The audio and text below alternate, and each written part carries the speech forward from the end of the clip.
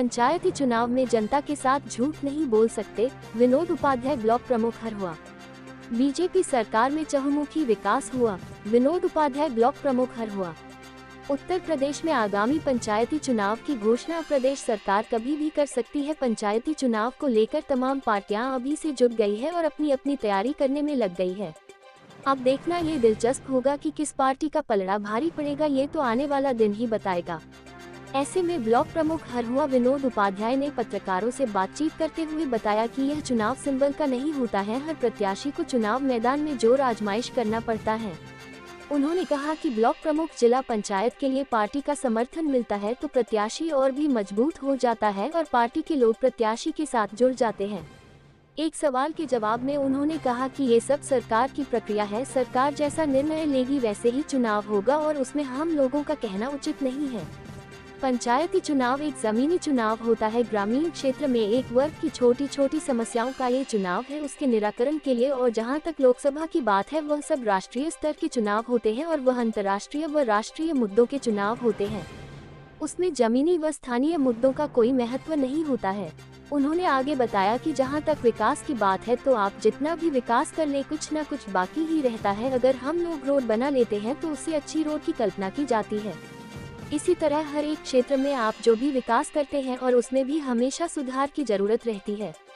उन्होंने एक सवाल के जवाब में कहा कि विपक्ष इस वक्त बिल्कुल मुर्दाविहीन हो चुका है और ना तो उनके पास कोई सोच रह चुकी है और ना तो उनके पास कोई मुद्दा है, केवल और केवल शोर करना है उनके जिम्मे और कुछ नहीं है।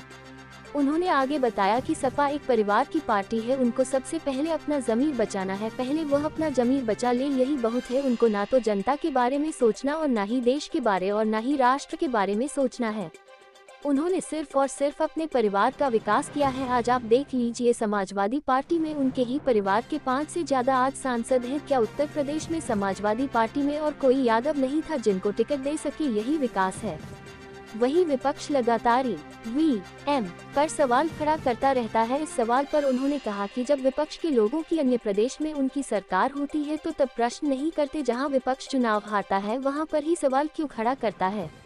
2027 के विधानसभा चुनाव को लेकर उन्होंने कहा कि हमारी सरकार ने चहुमुखी विकास किया है, आज वह धरातल पर देखने को मिल रहा है और मुझे पूरी उम्मीद ही नहीं बल्कि पूर्ण विश्वास है कि जनता 2027 के चुनाव में योगी आदित्यनाथ को तीसरी बार भी मुख्यमंत्री बनाएगी।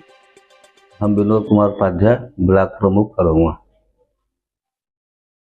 एक पंचायती चुनाव का सरगर्मी अब बढ़ने लगा है। इस तरीके से ये भी पंचायती मंत्री ओमप्रकाश राजभर ने सरकार से मांग की है कि आम लोग ब्लॉक प्रमुख को चुनाव करें। क्या मानते हैं इस चुनाव को लेकर?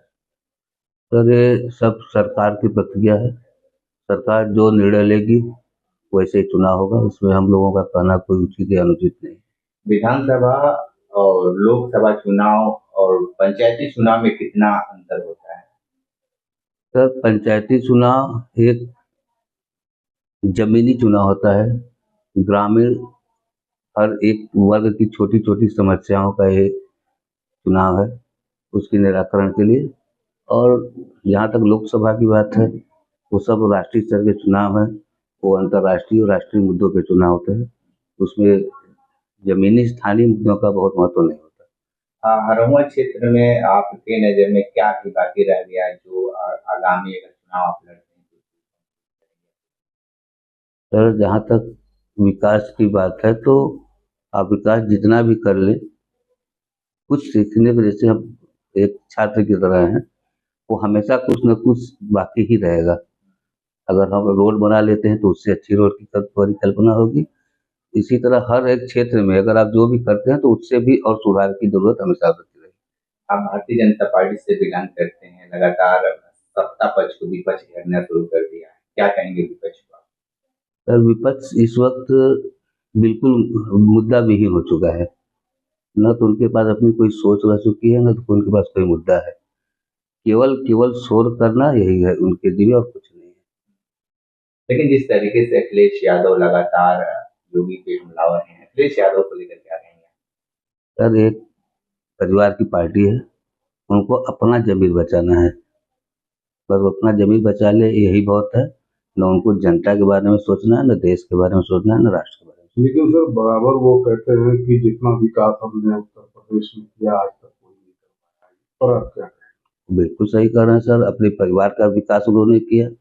उसके अलावा आप देख लीजिए क्या उत्तर प्रदेश में आज समाजवादी पार्टी से 5 से ज़्यादा सांसद हैं।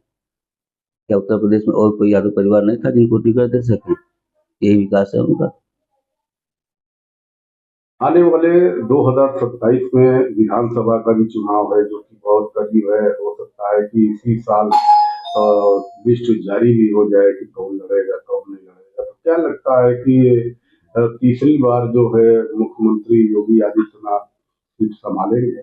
यह जनता के ऊपर है, और जिस तरह से उनका कार्यकाल अभी तक रहा है, हमें तो नहीं लगता कि 1% भी गुंजाइश है कि उनकी सरकार न बने। निश्चित बनेगी और इससे ज्यादा बहुमत से बनेगी। विपक्ष लगातार ये कह रहा है कि डिप्टी सीएम केशव प्रसाद मौर्य और ब्रजेश पाठक मुख्यमंत्री के दौर में आगे चल रहे हैं, क्या मानते हैं, इनकी बातें सही हैं?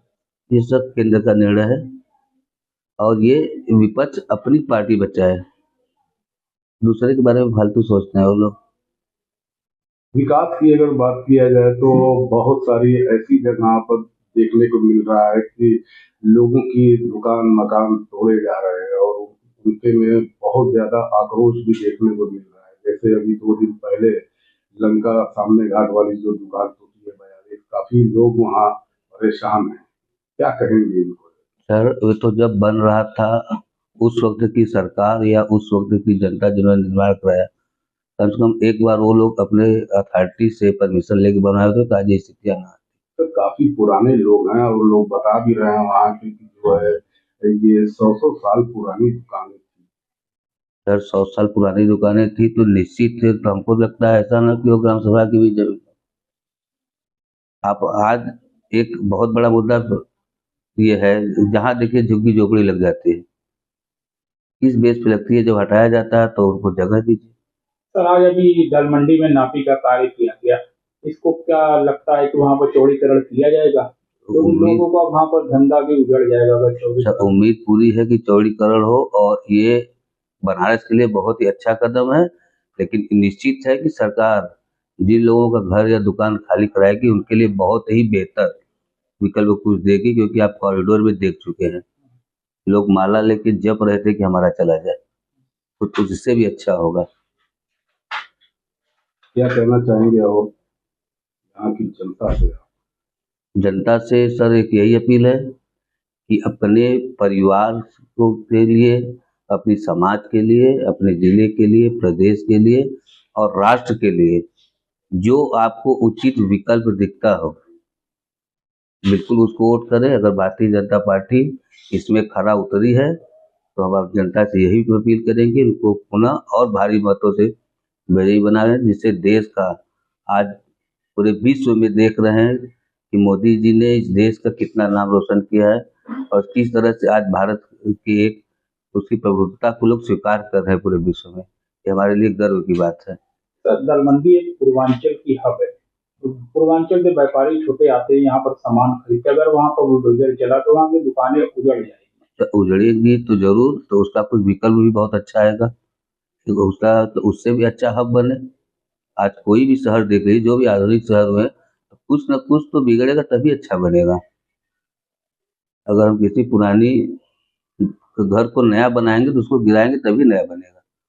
सरकार जब बनी थी तो 24 घंटा बिजली देने की बात कही थी, लेकिन आज काफी दिनों से देखने को मिल रहा है कि बनारस में भी बिजली कटौती, चूंकि सांसदीय क्षेत्र होने के अलावा और भी बहुत सारी चीजें हैं, लेकिन यहाँ पर भी बिजली कटौती होना, क्या मानते हैं? तो बिजली कटौती हो रही है, बहुत ज़्यादा तो नहीं है, कुछ तो क्योंकि बरसात का भी सीजन है, थोड़ी भी आंधी तूफान आती है तो ये बिजली विभाग की मजबूरी होती है काटने के लिए, क्योंकि बीच में तार वगैरह पोल वगैरह गिर जाते हैं, तो उसके लिए अगर कटेगा तो पूरी एरिया कटता है। सब्सक्राइब कीजिए हमारे चैनल को और बेल आइकॉन को दबाइए हमारी लेटेस्ट वीडियो सबसे पहले देखने के लिए।